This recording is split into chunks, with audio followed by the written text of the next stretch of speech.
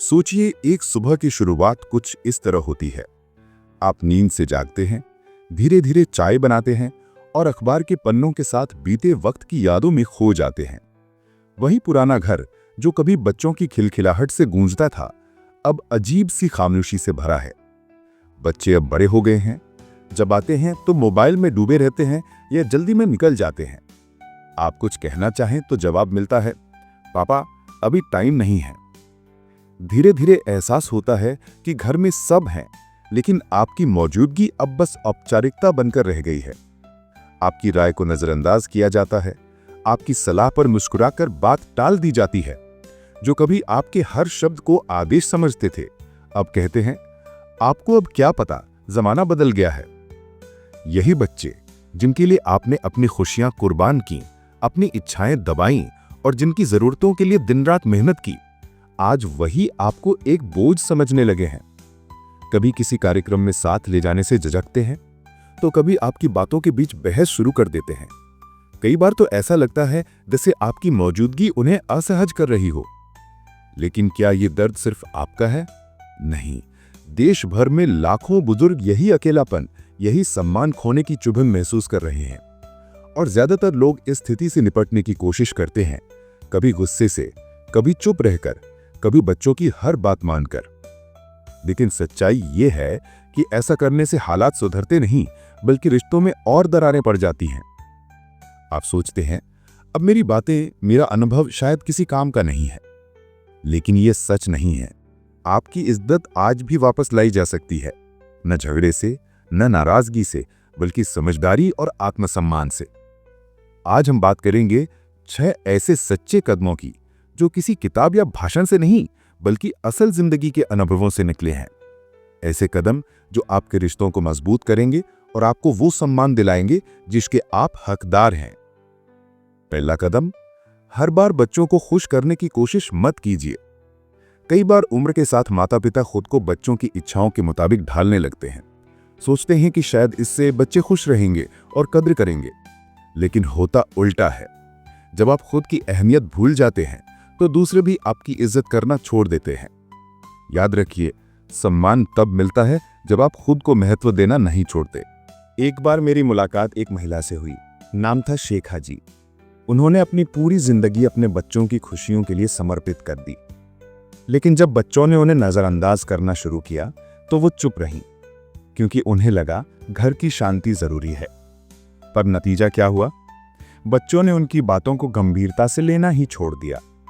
सीख ये है, अपनी सीमाएं तय कीजिए। जरूरत पड़े तो ना कहने की हिम्मत रखिए, क्योंकि जब आप खुद की इज्जत करेंगे, तभी बच्चे भी करना सीखेंगे। कदम 2, बहस बंद करें, मिसाल बने। जब बच्चे ताना मारें, आपकी बात काटें या मजाक उड़ाएं, तो मन करता है कि सब याद दिला दें, मैंने तुम्हारे लिए क्या क्या किया। पर सोचिए, क्या कभी किसी ने डांट या गुस्से से सम्मान पाया है? नहीं। सम्मान गुस्से से नहीं, गरिमा और संयम से मिलता है। मुझे याद है, मोहन जी, एक रिटायर्ड शिक्षक। स्कूल में सब सम्मान करते थे, लेकिन घर में बच्चे उनकी बातों को नजरअंदाज करते थे। पहले उन्होंने गुस्से से जवाब देना शुरू किया, लेकिन हालात और बिगड़ गए। फिर उन्होंने चुप रहकर शांति और आत्मसम्मान के साथ पेश आना शुरू किया। धीरे धीरे बच्चों का रवैया बदल गया। आपकी शांति ही आपकी सबसे बड़ी ताकत है। कदम 3, भावनात्मक रूप से आत्मनिर्भर बनिए। जैसे जैसे उम्र बढ़ती है, हम बच्चों से भावनात्मक सहारे की उम्मीद करने लगते हैं। जैसे, कब कॉल करेंगे, कब मिलने आएंगे, क्या मुझे याद करते हैं? लेकिन जब बच्चों को लगता है कि आपकी खुशी सिर्फ उन्हीं पर निर्भर है, तब वे उस रिश्ते को बोझ समझने लगते हैं। राखी जी का उदाहरण लीजिए। वो रोज बच्चों के फोन का इंतजार करती, खुद कॉल करती, याद दिलाती कि वो अकेली हैं। बच्चों ने इसे फर्ज समझ लिया। फिर उन्होंने बदलाव किया, अपने लिए वक्त निकालना शुरू किया, नई हॉबीज अपनाई, नई दोस्तियां बनाई।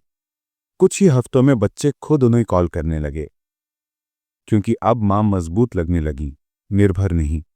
कम उम्मीद रखिए, अपनी खुशी खुद ढूंढिए, सम्मान अपने आप लौट आएगा।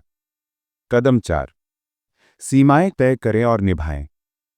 अगर आप बच्चों के गलत व्यवहार को बार बार नजरअंदाज करते रहेंगे तो वे मान लेंगे कि माँ बाप सब सह लेंगे। शरद जी पहले हर बात चुपचाप झेलते थे। फिर उन्होंने निर्णय लिया कि अब से आगे सीमाएं तय होंगी।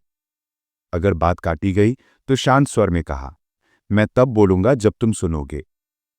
अगर राय का मजाक उड़ाया गया तो बोले, अलग राय हो सकती है लेकिन मेरा सम्मान जरूरी है।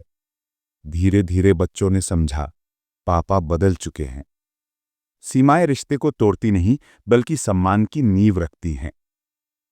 कदम 5, बिना कद्र के बार बार देना बंद करें। अक्सर माता पिता सोचते हैं देते रहो यही प्यार है, लेकिन जब देना एक आदत बन जाता है तो बच्चे उसे हक समझ लेते हैं, एहसान नहीं। नवीन जी ने अपने बच्चों के लिए सब कुछ किया, पैसा, मदद, साथ। लेकिन जब वो बीमार पड़े तो बच्चे व्यस्त थे।